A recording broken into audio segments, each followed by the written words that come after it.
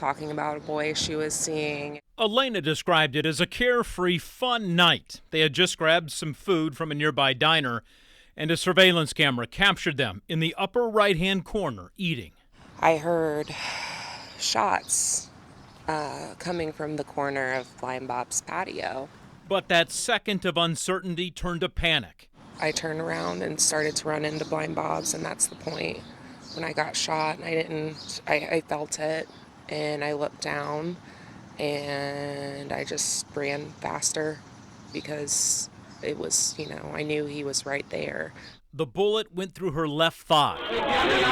She kept hearing the gunfire. I was just so focused on getting, to safety. That safety was Blind Bob's because that was where she worked. I was like, if I get shot again, it's going to be the one that kills me. Elena was sure people inside had no idea the shooter was killing people right outside Blind Bob's front door. I just yelled, run, you need to run, you all need to run. And since she worked there, she knew the building's layout. Elena and others hid in the back office. They barricaded the door and waited. She eventually opened the door, and down the hall came a stranger with his hands in the air. He got me downstairs, and then him and some other people got a tourniquet on. Were you bleeding badly? Yeah. This last year, at times, has been difficult for Elena. It can be hard to go to the grocery store. Fear it could happen again. Yeah, it's like I'm living in a different world almost.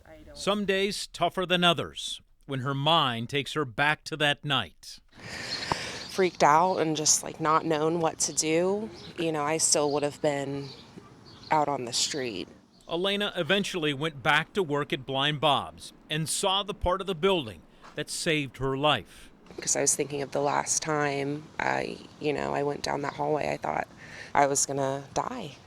I thought that was it, and that I wasn't gonna get to see my daughter again, and it's just a lot of very difficult feelings. Overall, Elena thinks she is making progress physically. Doctors could not remove the bullet fragments from her leg, and she still has some pain. And emotionally, It's just learning to adjust to having PTSD.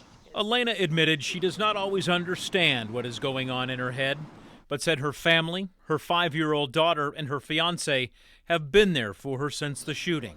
And she also believes it was her family that inspired her to keep running the night she survived the Oregon District shooting. And I thought for certain that I was going to die.